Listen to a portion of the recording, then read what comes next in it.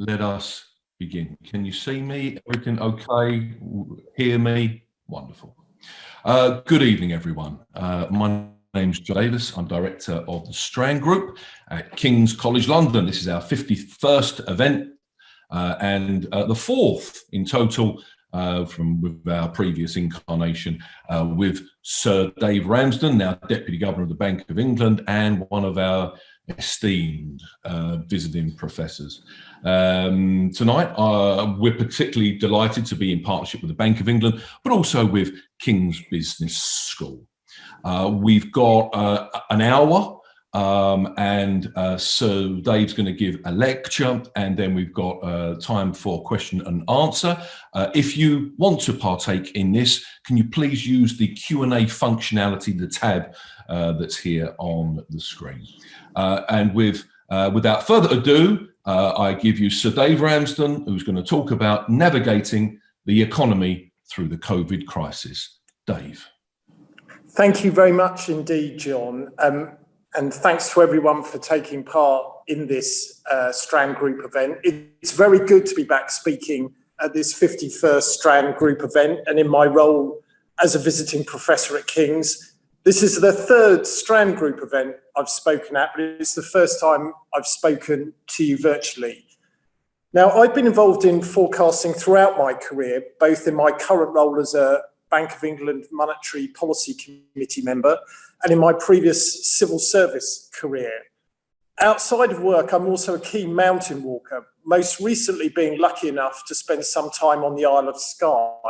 And it's hard not to see parallels between the two activities.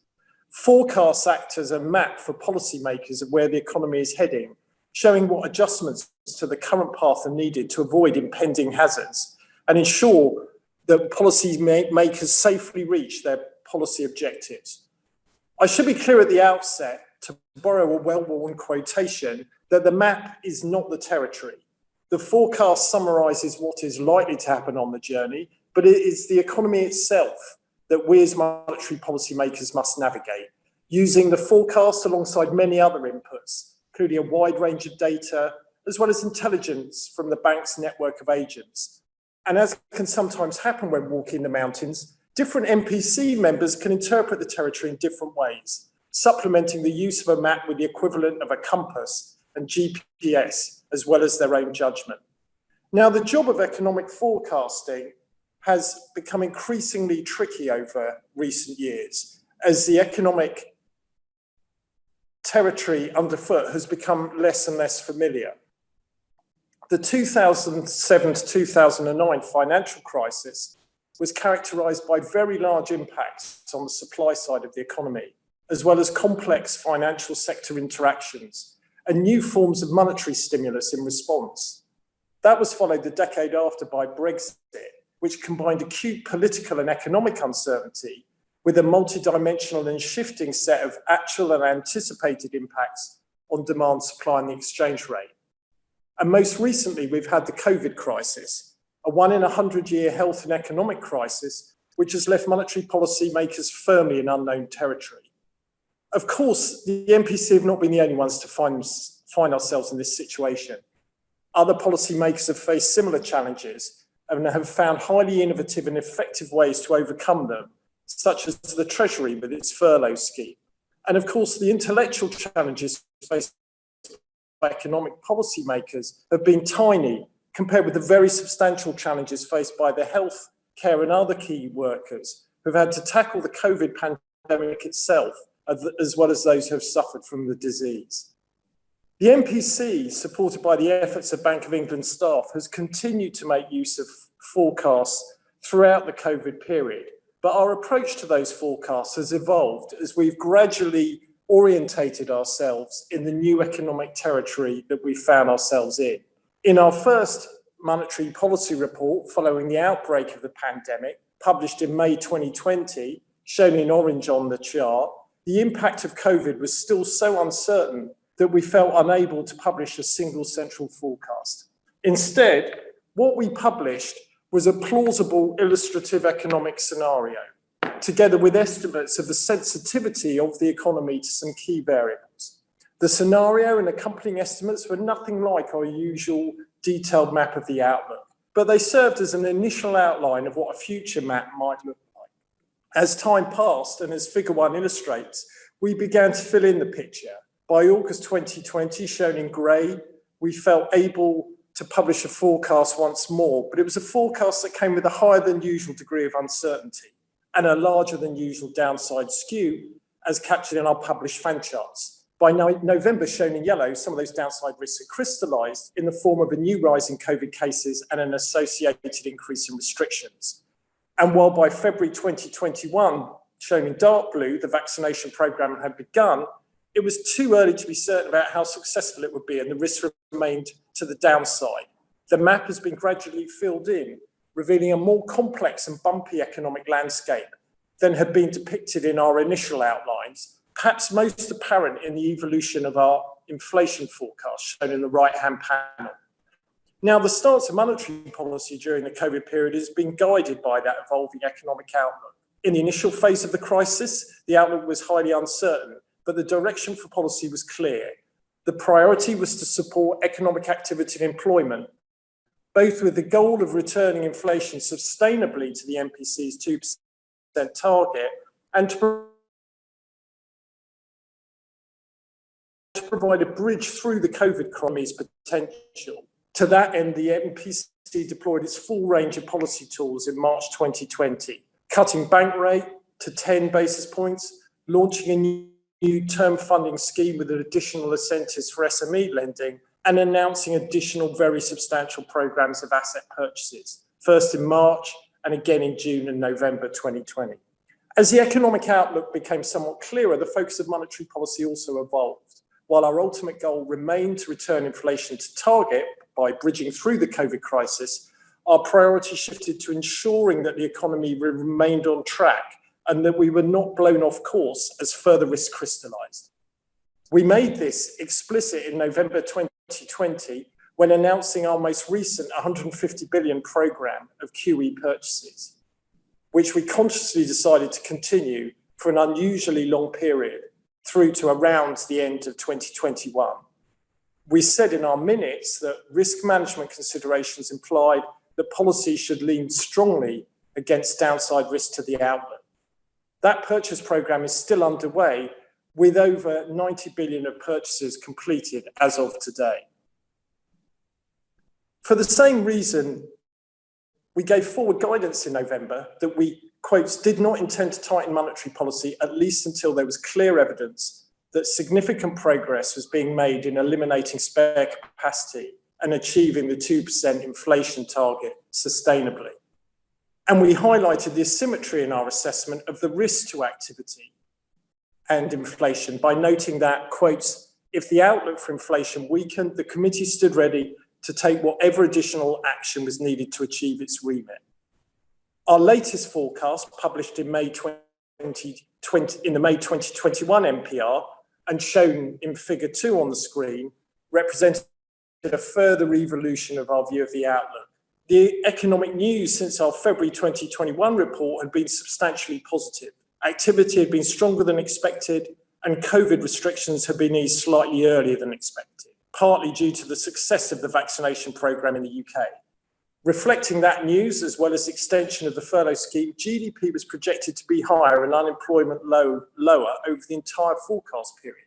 Inflation was also expected to rise a little higher than in February, peaking at around 2.5% in 2021 Q4, before falling back towards the target. The MPC also revised its view of the risks to its forecast. We reduced the uncertainty around our GDP projection, retaining a downside skew to GDP only in the first year of the forecast period. And importantly, we updated our guidance to make it more symmetric. Rather than saying we would take additional actions if the economy weakened, the MPC said we would, quotes, take whatever action was necessary to achieve its remit. That improving but still risky outlook for the economy, mapped out by our forecast, is what underpinned the MPC's decision back in May to leave bank rate and the target stock of QE unchanged. Now, what I want to do in the rest of my remarks today is set out what I have learned since we produced that May forecast and draw out what I think that means for our map of the economy, In particular, I want to explain why in our June minutes, the MPC said we now see the two-sided risks around the central path for the economy, and set out how I think those risks might evolve and how the contours of our map might change in the coming months. The MPC's next monetary policy report is not published for another 3 weeks, and we have not yet begun to discuss what our updated August forecast might look like. What I'm going to discuss today will be the MPC's initial assessment, as set out in the minutes of our June meeting, of what we had learned about the economic outlook since our May MPR forecast, as well as my own interpretation of the very latest data, which have come out over the last 3 weeks since the June MPC meeting. Global growth appears to have slowed, appears to have been somewhat stronger than we expected in May, largely due to upside news in the euro area. Activity in the US so far looks to have been broadly in line with expectations, but CPI inflation in the US has now reached 5.4%, its highest level since 2008, and 0.5 percentage points above market expectations at the time of release. Despite that, global yield curves led by US Treasuries have first risen and then fallen back in recent weeks. The 10-year gilt yield is now 10 basis points lower than at the time of our May forecast, while 10-year US Treasury yields are 20 basis points lower. Bank staff models suggest US factors have been the dominant driver of the movement in UK yields since May. Equities, however, have remained robust, with some indices reaching record highs last week, a trend which the bank's Financial Policy Committee drew attention to in its July Financial Stability Report published yesterday. In the UK, the GDP releases for March and April revealed notably stronger growth than we had expected in May, with monthly growth rates of 2.1% and 2.3%. At the time of our June meeting, bank staff had revised up their expectations for 2021 Q2 GDP growth to 5.5% on the previous quarter, from 4.25% at the time of the May report. That would be consistent with output in Q2 being less than 4% below its 2019 Q4 level. The monthly figure of 0.8% growth for May, released last Friday, contains some offsetting downside news. Within that, however, consumer-facing services continue to grow, with the drag coming from sectors like cars and construction, where demand was constrained by supply shortages. A theme I will come back to. The UK, with unemployment falling to 4.7% and employment growing 0.3% in the 3 months to April. That continues a trend of downside surprises to our unemployment forecast over the past year, even after allowing for the extensions to the furlough schemes. The falls in unemployment have, however, been accompanied by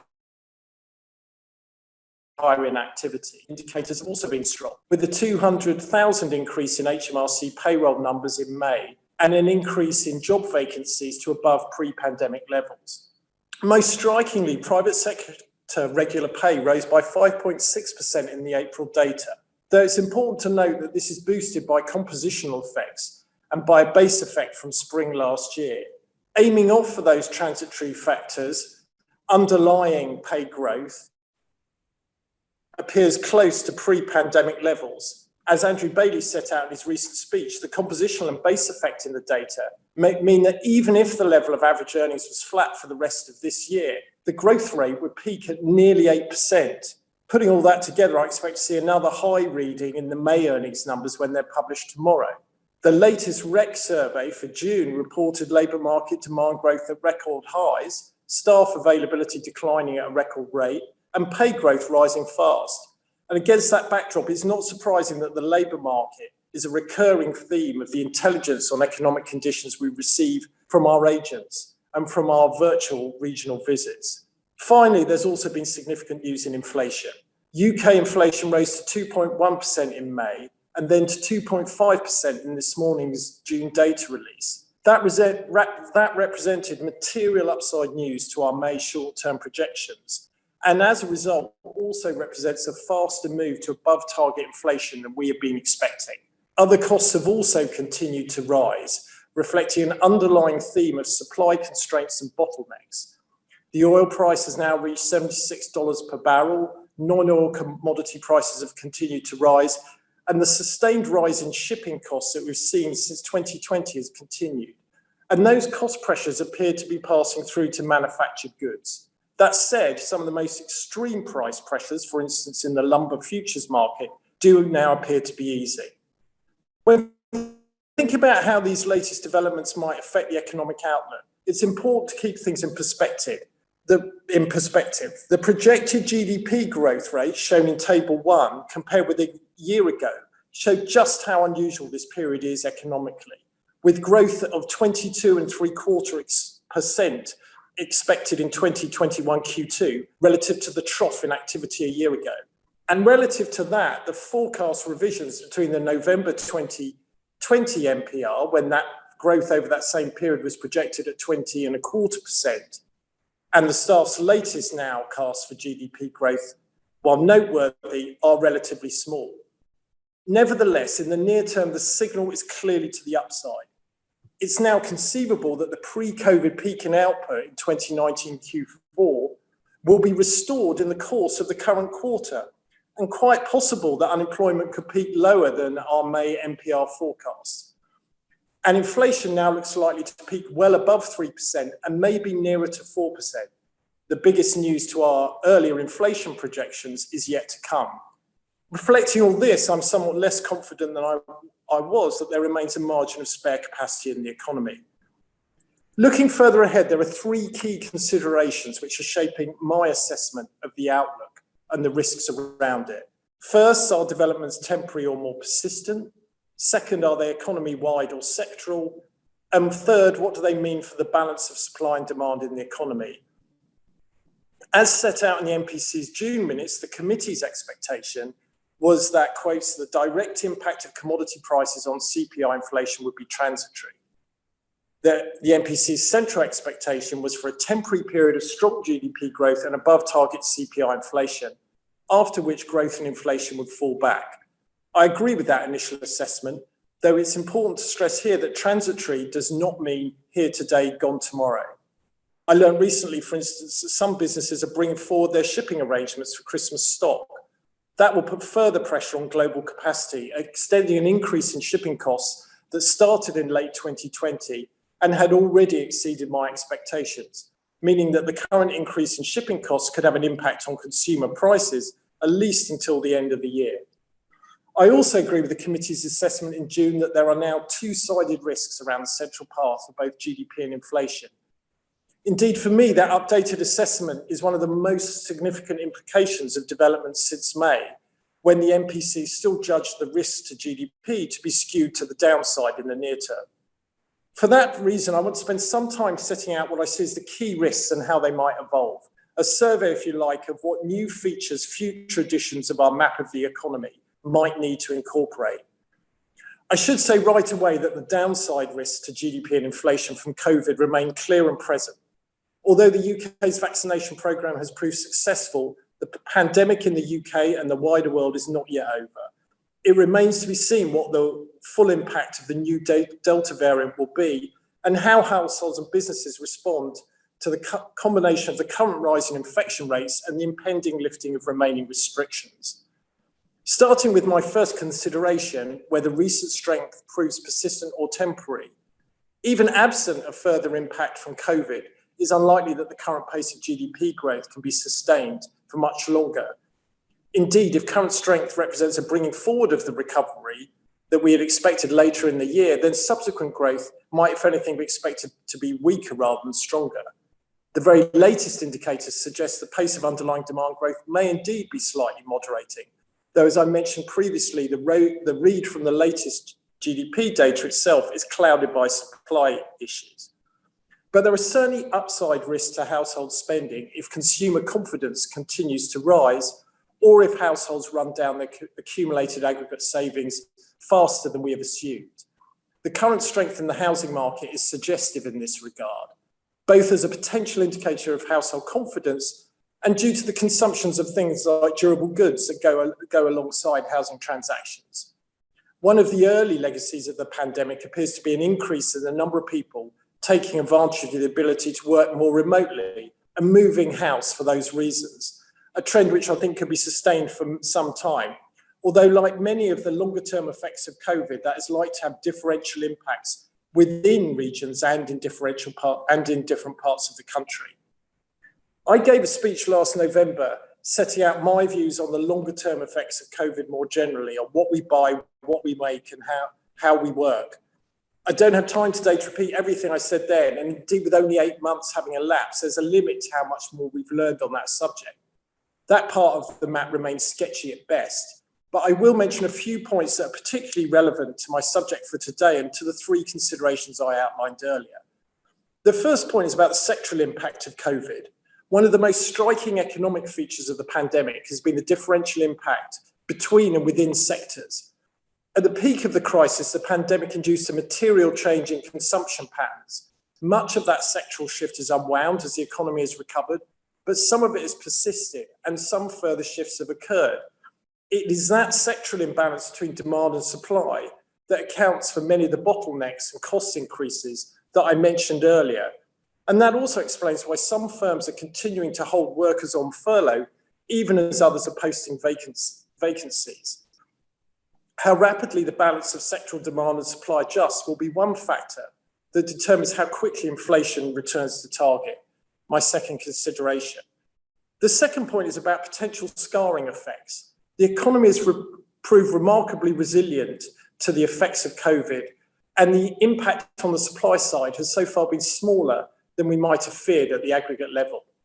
That partly reflects, however, the fact that most of the government support schemes for businesses, in particular the furlough scheme, remain in place. As those schemes come to an end, it's likely that at least some businesses turn out no longer to be viable, and there is a risk of more substantial impacts. If the effect is unbalanced across sectors, then there may be more substantial labour market hysteresis than assumed in our central May forecast. In addition to any COVID effect, the long-run effects of Brexit on the supply side of the economy, in particular on productivity, are largely yet to come through. One additional supply uncertainty that has emerged has been the question of whether temporarily inactive workers will resume their search for jobs. If inactivity remains at a persistently higher level, that would reduce the supply of labour and could contribute further to wage pressures. Again, it's likely we will not know the answer to this for some time, but it is the balance of demand and supply that will ultimately determine the medium-term inflation impact, my third consideration. One final risk I'll be monitoring closely is the risk that the expected transitory increase in inflation and wages generates expectations of a more sustained rise in inflation. As of now, the near-term strength in UK's inflation is expected to be transitory, and surveys of households, businesses and professional forecasters are consistent with UK inflation remaining well anchored. One measure of inflation expectations that has picked up since the start of 2021 is the 5-year UK inflation swap rate, 5 years forward, a key indicator of long-term financial market inflation expectations, and one to which the MPC naturally pays close attention. As figure 3 shows, this measure is historically relatively stable for the UK. In fact, some of the larger historical moves have reflected uncertainty about possible changes to how the underlying RPI index is calculated rather than fundamental shifts in inflation expectations. And as figure 4 shows, it fell much less in the UK and rebounded more quickly than equivalent measures in other economies. That history of stability means that while the recent pickup in the indicator is not especially large in a historical or international context, it is still worth noting. Unlike some of the other risk indicators that I've been discussing, however, it has also decreased rather than increased since the May MPR, in line with the broader falls in nominal bond yields that I flagged earlier. And while shorter horizon market inflation expectations did increase in response to this morning's CPI release, the reaction in the five-year rate was more muted. Nevertheless, it remains about 15 basis points higher than at the start of the year. Taken at face value, the increase since the start of the year might suggest some pass-through from near-term to longer-term UK inflation expectations. Indeed, interpreted literally, it would imply markets expected inflation to be a full 15 basis points higher on average over the 5 to 10 year horizon relative to the start of the year. And stepping back from the month-on-month variation, it is noteworthy that the UK measure, unlike those for the US and Euro area, stands above rather than below its historic average, shown by the dashed lines. This indicator is, however, a difficult one to read. UK inflation markets are sensitive in general to non-fundamental factors, although it's less obvious they've played a role this time. Bank staff also estimate that the increase this year reflects an increase in inflation risk premia, which could in turn reflect a reduction in the risk of disinflation that would be a more benign development than the alternative of an increase in underlying expectations. And the recent fallback in this measure makes me somewhat less concerned than I might have been before. Nevertheless, the increase in this measure since the start of the year does suggest, all else equal, there may be some risk of more persistent inflation than the MPC has factored into its central expectation. As I've already stressed, the MPC's November forward guidance said that we did not intend to tighten monetary policy, at least until there was clear evidence that significant progress is being made in eliminating spare capacity and achieving the 2% inflation target sustainably. That guidance still applies today. We've repeated it in the minutes of each subsequent meeting, including our most recent one in June. I have thought since we first introduced it in November that our guidance would become more salient as the economy recovered.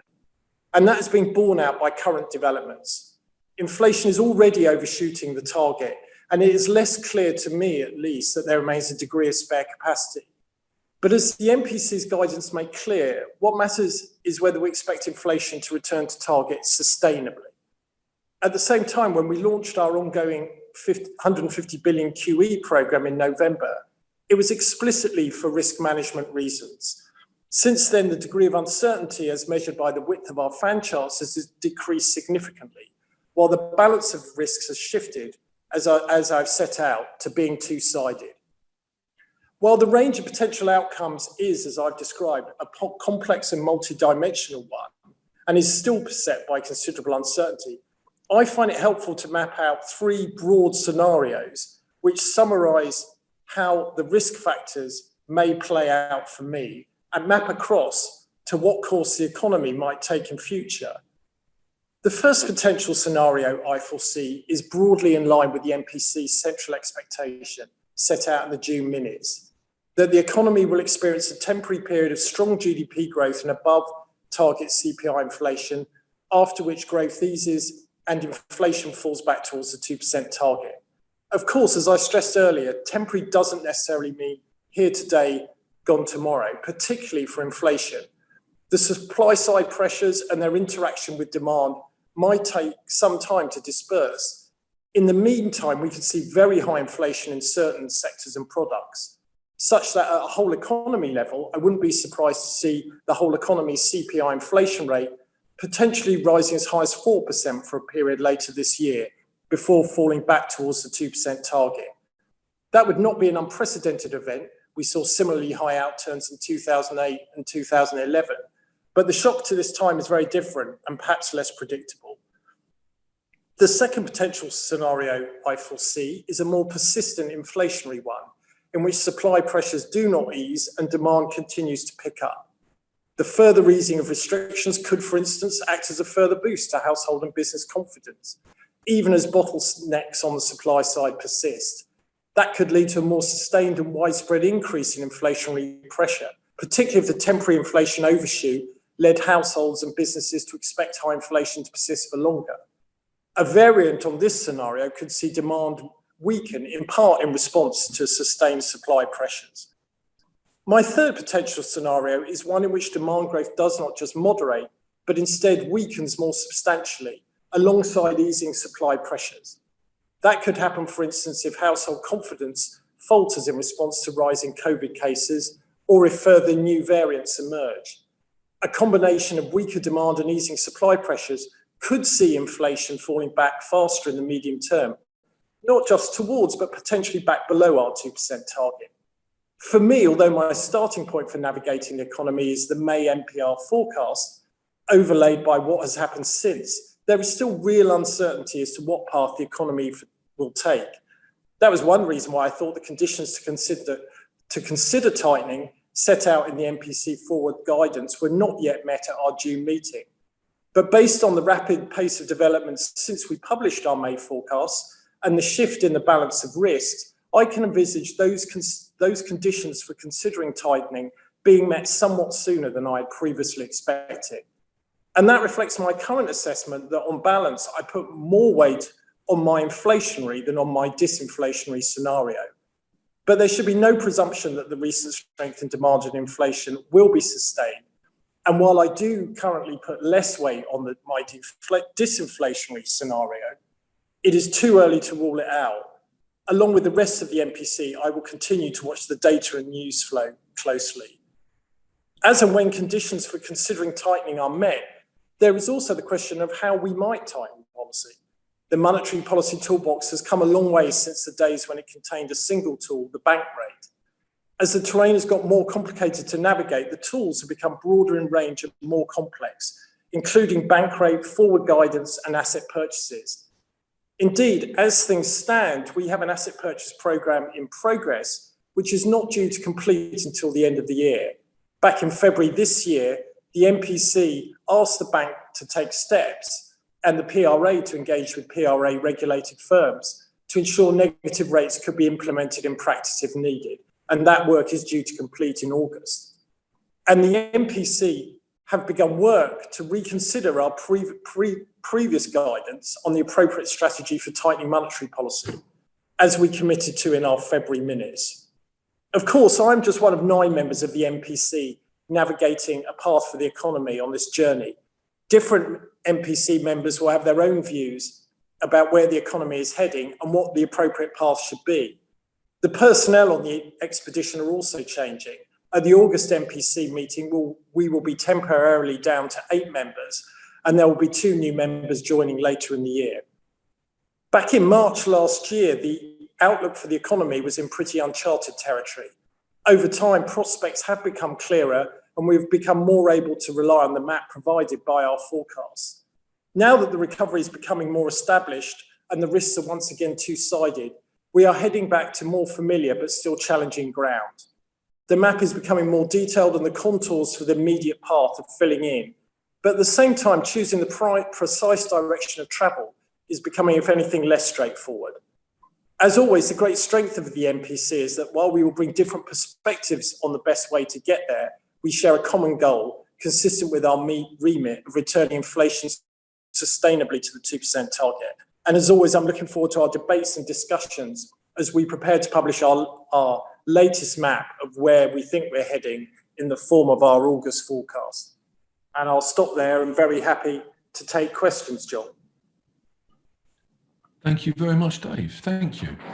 Okay, we've got a couple of questions already in the Q&A. Please do put some more up if you'd like to. So the first one, Dave, is from our old colleague at King's, Professor Denise Leavesley, who asks, I am interested in what we have learned about the communication of forecasts over the last 18 months, whether this is forecasting COVID numbers or the economic impact. What does Dave think we have learned about the ways of communicating uncertainty? Are there improvements he would make? What can you hear me okay in responding? Yeah. I mean, a fantastic question from Denise. I mean, I think I'll probably focus more on the economic forecasting side, although I hope that my comments might generalize somewhat. I think we have certainly, from the Bank of England's perspective, but I also think you've seen this in terms of what the OBR has done, as the official forecaster for the government. We have tried to stress for our part, and that's the story I tried to tell in the first part of my talk, the degree of uncertainty. Now, the tool we have for doing that is the width of our fan charts, and if the degree of uncertainty is so great, we've even gone further and tried to make clear that we weren't even able to put together a forecast. And as I said, last May, we published a scenario. And, you know, I don't know what the survey evidence is as to whether we've got our message across. I mean, what you could see from my earlier charts is that actually in terms of framing things, first of all, with our scenario and then with our subsequent forecasts, you know, I think we got the broad contours of what the impact of the crisis, that you know, what is, you know, at source a health crisis was going to be on the economy. You know, if you look at the broad shapes of those GDP and inflation plots, the successive versions are, you know, relatively close to the original one.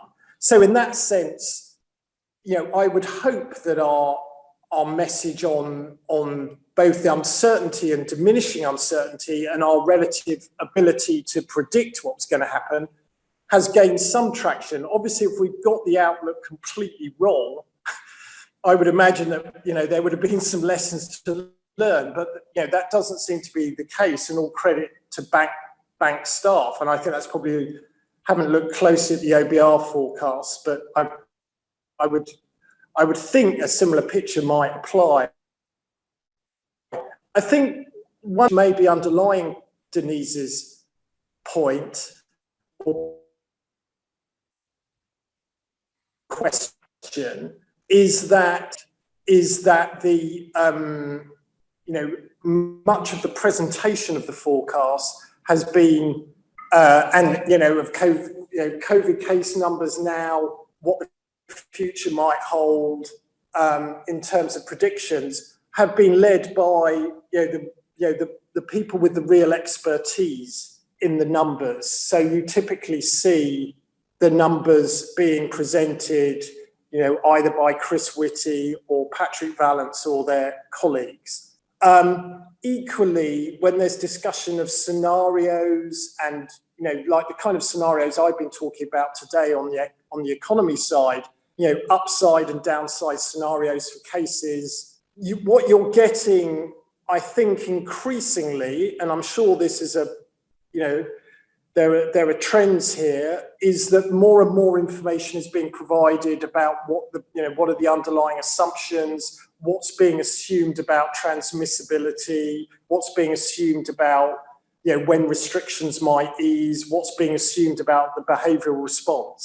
So the kind of, if you like, what's under the bonnet of either forecasts or scenarios, I think is gaining more and more traction. And hopefully that will mean that people will both have, you know, a degree of confidence, whether it's in our forecasts and scenarios or the health ones, but will also increasingly over time understand the moving parts and the limitations of those forecasts and scenarios. So, you know, but this is new. We've not really been in this world of the economy and health interacting for some time. So I'm sure there's a lot more to learn about how best to put the health models together, how best they should, you know, interact with the economy models. I mean, for our part in the bank, the way we tend to take the health assumptions is that we assume, we make certain assumptions about the impact they're going to have on the economic variables that we use in our models, and those then feed through. But those are assumptions, and there's a huge literature, if you like, linking that health to the economy, which we are not experts in. We're sort of, you know, taking what is the best in class view, you know, given our approaches as an economic forecaster. So that was probably a pretty roundabout answer to a great question from Denise. Pretty good. Okay, next one from Chetan Patel, who's currently embarked on a PhD on the independence of the Bank of England. And he says, 2 questions if possible.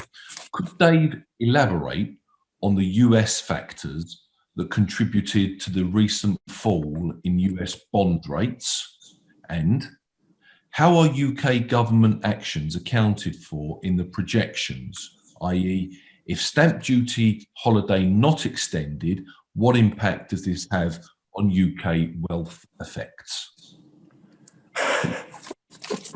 Gosh, quite specific questions there. It's the reason he's doing a PhD, Dave. On the first one, I mean, what we've seen is a lot of focus in terms of market analysis on the communications from the Federal Reserve. Just as there's focus in UK markets on communications from the MPC, including from me. And I think what we saw was, different people, to be honest, there's quite a range of views in the markets, and there's probably a range of interpretations in the bank on what's driven down US yields most recently. And there's been some talk and debate around how to interpret the Federal Reserve's reaction function, and Jay Powell is giving testimony to Congress today on that, and I'm sure he'll be asked. But I think the general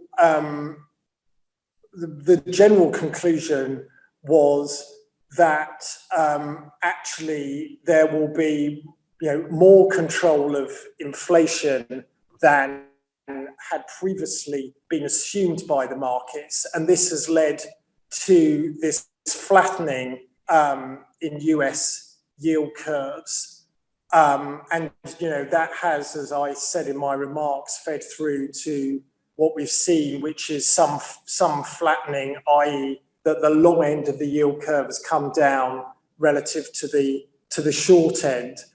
On the second question, what we take in the Bank of England is we just take government policy. So it's really, it's a bit of a cop-out, but I'm not really going to comment on, what would be the wealth effect of a change in the government stamp duty policy. What we've had clearly is the stamp duty holiday coming to an end. Our assessment is that, that did impart some stimulus onto the housing market.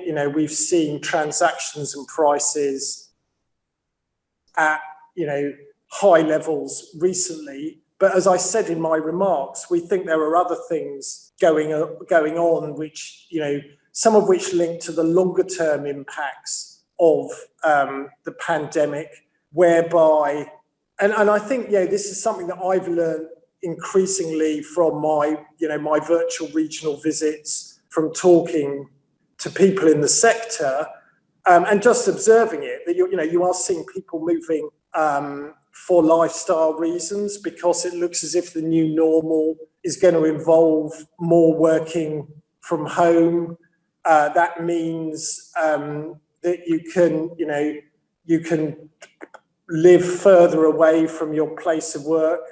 As long as you can make virtual meetings like this work, that can be very efficient. There's a question mark over how effective it is, I think. But that is meaning that people are moving out from city centres and from near city centres, moving further away.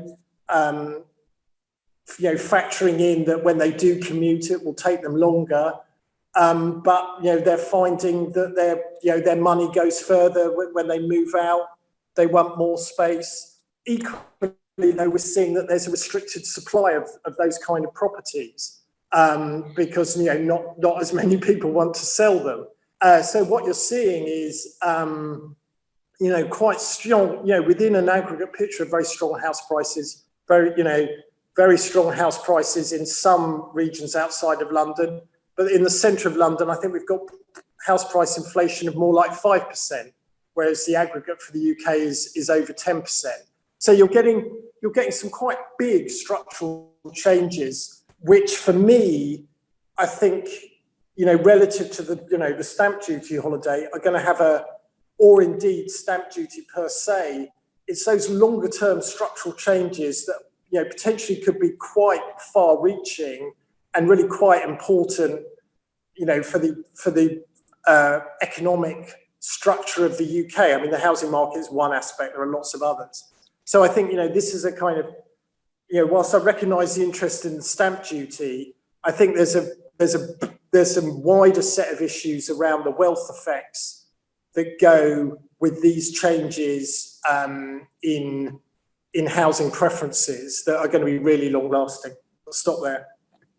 Understood. Thank you. Now, Bill Schomburg, you've got a hand up there. Could you put your question in the Q&A, please? Okay, I'm going to move on to Pete Hindle, who's got two questions here. What impact do you feel a Bitcoin CBDC, which I'm told, reliably told, is what is it? Central bank digital currency, correct? There we go. What impact do you feel a Bitcoin central bank digital currency with programmable money could have had during COVID-19? Would a live CBDC Bitcoin end forecasting and the months-long drag on economic data, allowing the Bank of England to become drivers and not passengers? Wow. That sounds more like a thesis than a title. No, it's a deep and important question. Look, CBDC has the potential to be one of the most fundamental changes to central banking. If were it to be introduced, and obviously I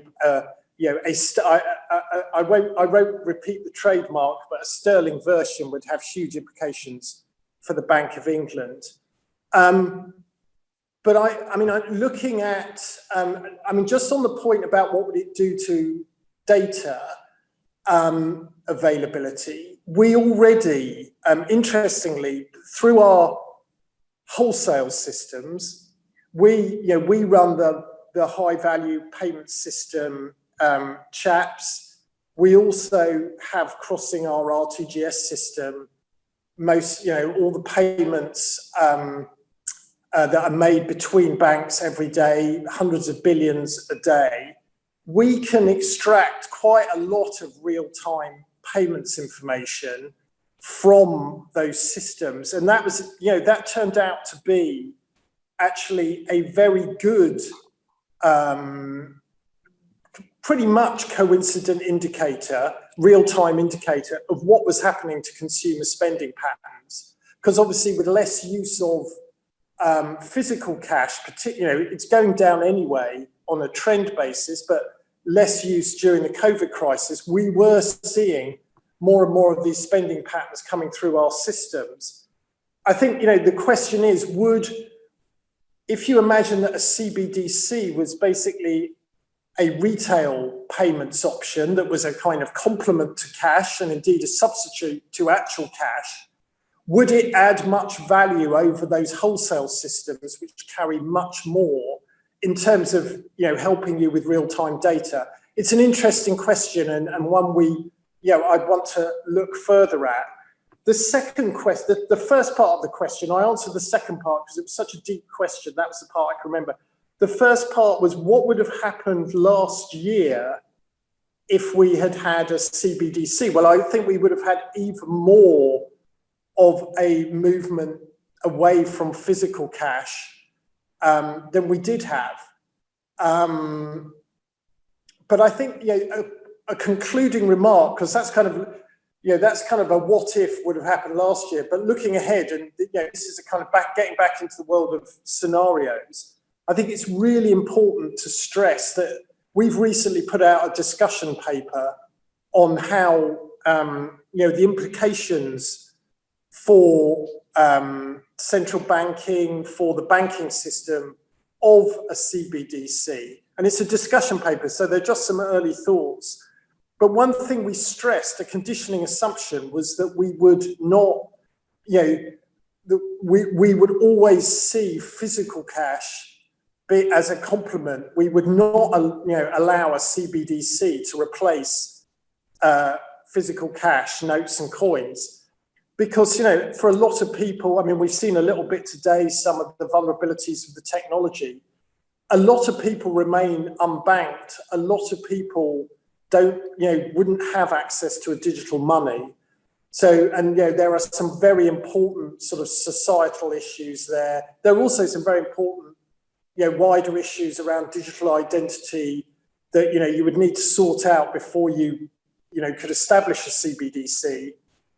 So a huge area of research that I've probably not done justice to answering, but very, very deep issues that I imagine people at King's, I know in the business school you have a thriving operation run by a former bank official.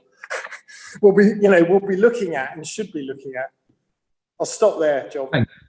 Thank you. Okay, I've got Bill Schomburg of Reuters who asks, how much is the US recovery, with its inflation jumping more sharply than in the UK, adding to the case for the bank to tighten policy? And separately, do you expect the bank will conclude its QE program as planned later this year, or might it be curtailed before hitting its target? Yeah, I mean, I think what we're seeing, it's very interesting that we're seeing many of the factors in the US economy that we're also seeing in the UK economy. I mean, when you look at the inflation number that came out earlier, I wrote down the inflation number that came out earlier in the week. I mean, within that total, there were some extraordinary sectoral details. I think the price of second-hand cars rose over 45% over the last year. And the semiconductor shortage is meaning that new cars are at a premium, very difficult to get hold of. There are the kind of supply pressures I was talking about. People are substituting into second-hand cars, and the price of them is going, rising incredibly quickly. And you can you can look at other subsectors. But I think at the macro level, you sort of, if you abstract from the sort of, the detail and go up to the macro level, the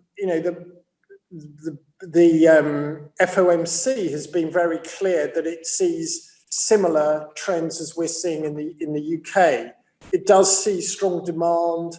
It does see a lot of supply bottlenecks and shortages and disruptions, but it therefore thinks inflation will be those high levels of inflation, higher than much higher than we're seeing, double what we're seeing, will also be transitory.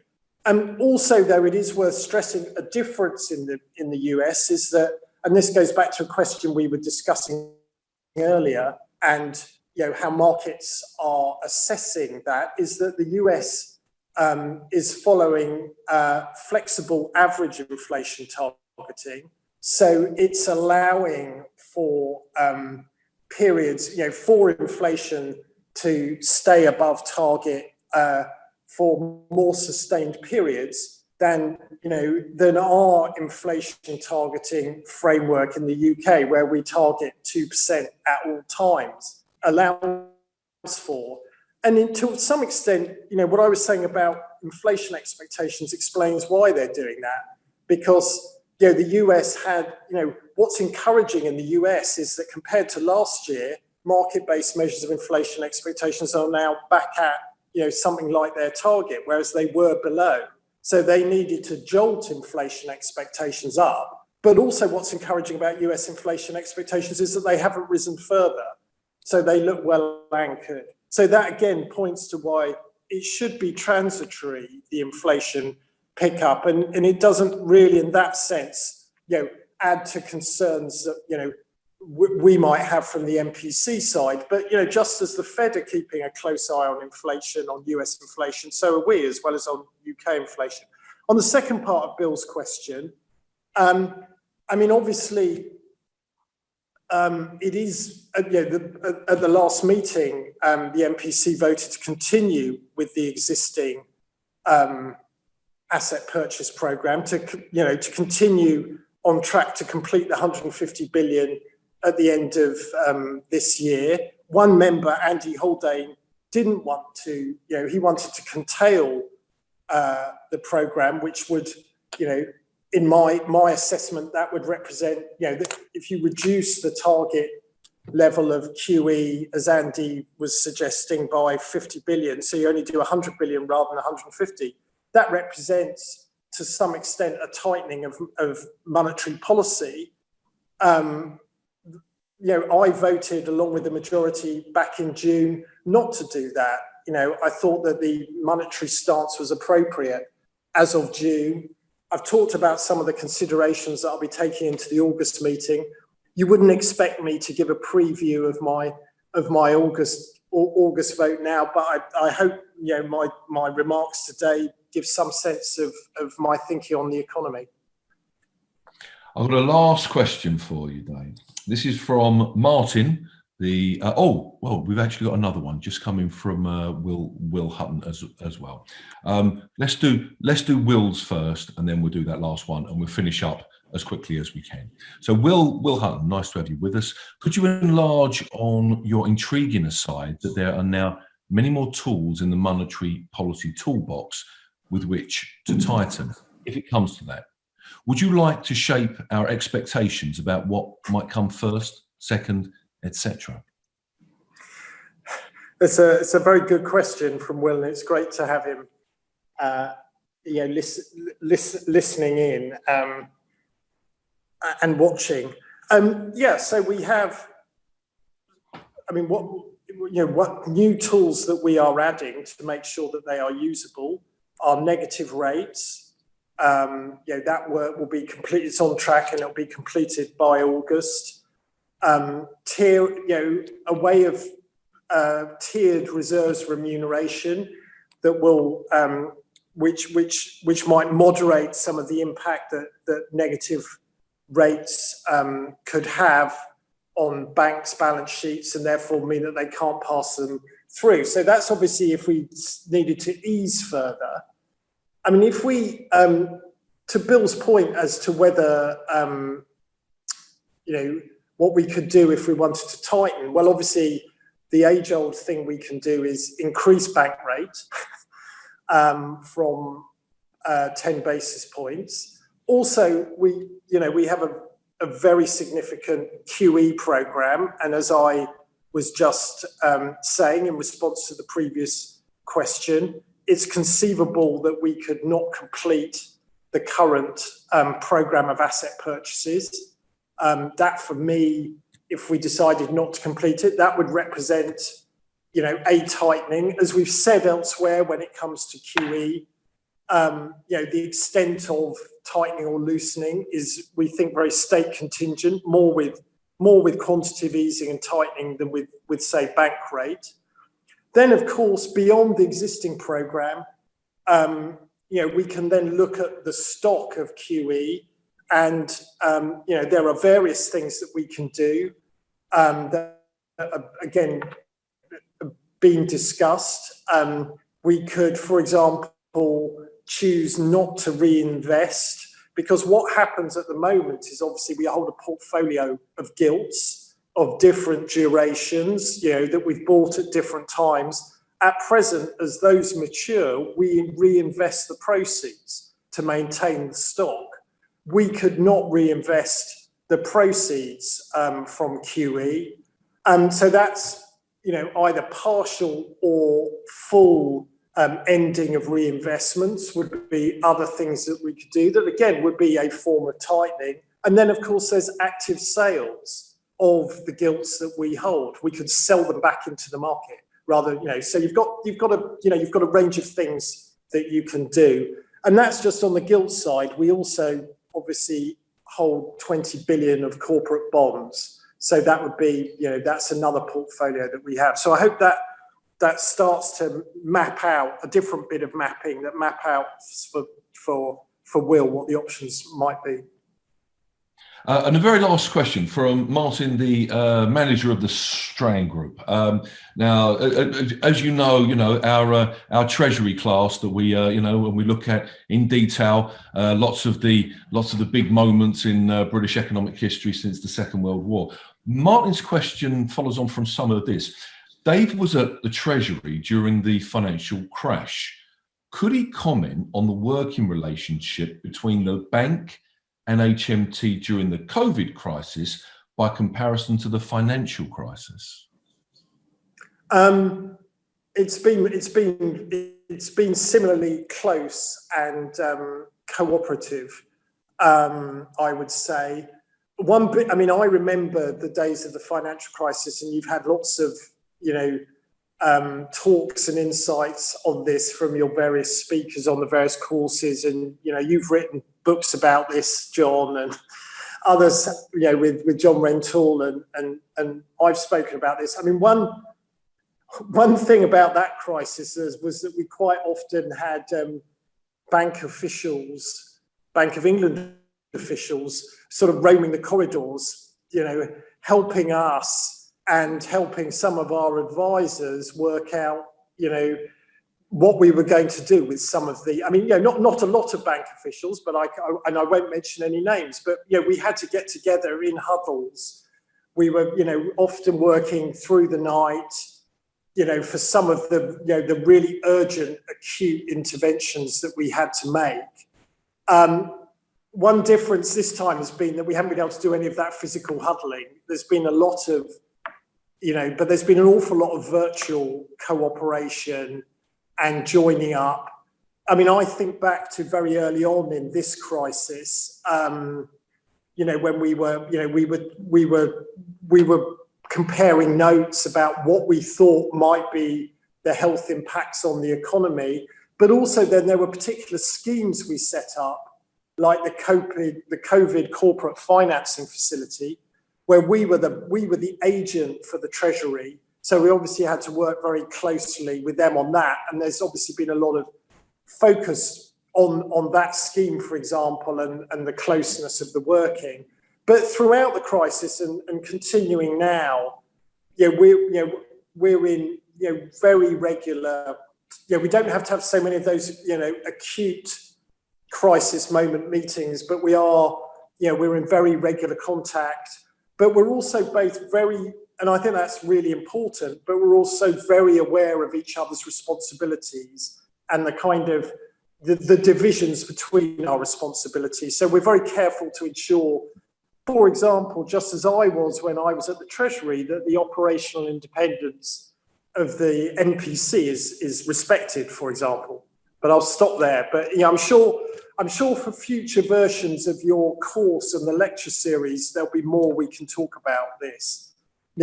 One of the things about the last 15 years is there's been a lot of events that have given you a lot of subject matter for your courses. Well, thank you. We'll get that one in the diary, Dave. Okay. But that draws us to a close.